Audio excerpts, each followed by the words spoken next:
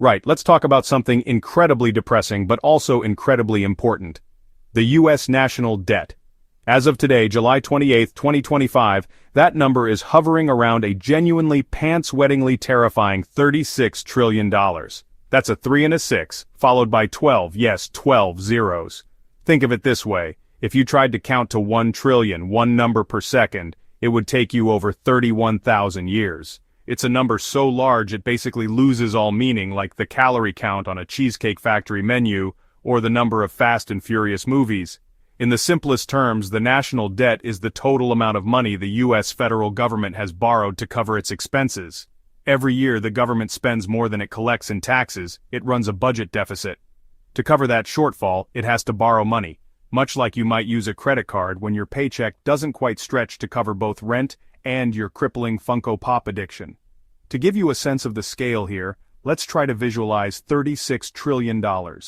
If you had 36 trillion in $1 bills and laid them end to end, the chain would stretch to the sun and back about 115 times. It's enough money to buy every single publicly traded company in the world and still have a few trillion left over for a nice weekend in Vegas. So how did we rack up a bar tab this big? It wasn't one wild weekend in Miami, it was a series of very expensive decisions and unfortunate events spread over decades. It's the fiscal equivalent of getting a questionable tattoo after every major life event. First, let's talk about wars. The conflicts in Iraq and Afghanistan, along with other post-9/11 military operations, have cost trillions of dollars. But unlike previous major wars, we didn't raise taxes to pay for them. Instead, we put it all on the national credit card. At the same time, we had major tax cuts, most notably in 2001, 2003, and 2017. The idea was that cutting taxes would stimulate the economy so much that the government would end up with more revenue. Spoiler alert, that's not quite how it worked out. It was like expecting to get rich by constantly using a 10% off coupon. Then came the recessions.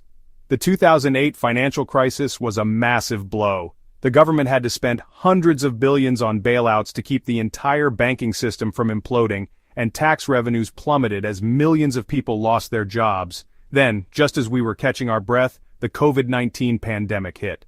The government rightly spent trillions more on stimulus checks, enhanced unemployment benefits, and loans to businesses to prevent a full-scale economic depression.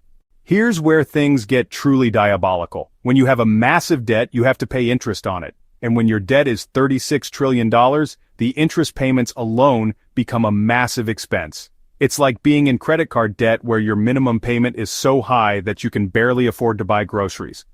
The interest on the national debt is now one of the fastest growing parts of the entire federal budget. It's a monster that feeds itself because we often have to borrow more money just to pay the interest on the money we've already borrowed. It's a debt-powered perpetual motion machine, and it's terrifying. Let's look at the numbers because they are genuinely staggering. In the fiscal year 2020, the net interest payment on the debt was about $345 billion. That's a lot, but manageable.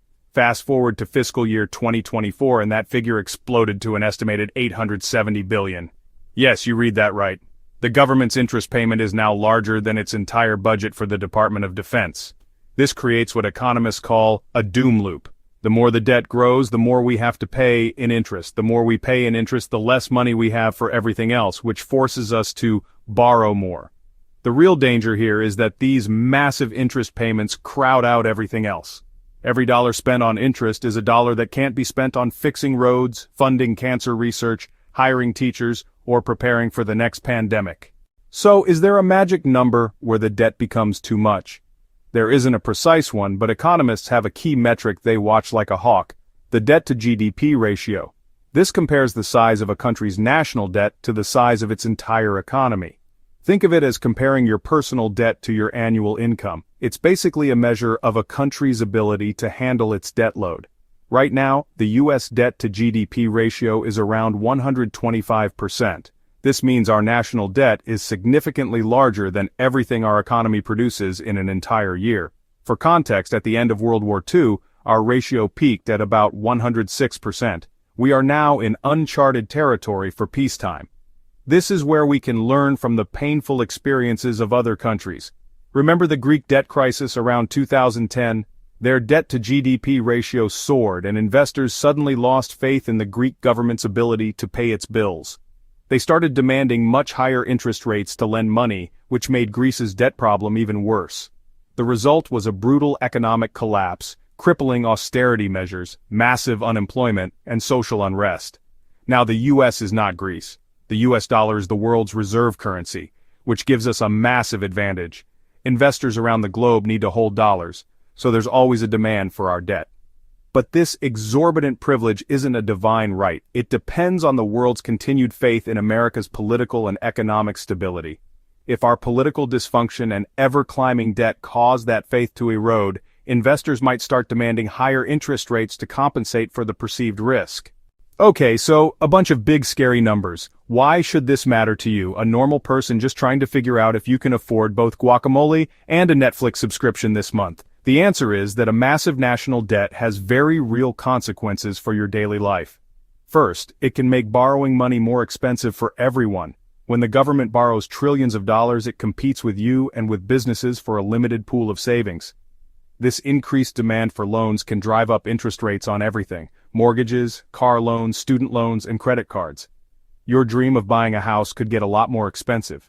Second, as we've seen, those massive interest payments crowd out other priorities. Think about the things you care about: better roads and bridges, cleaner energy, more affordable healthcare, scientific research. All of these things are funded by the federal budget. When an ever larger slice of that budget pie is eaten up by interest payments, there's less left for everything else.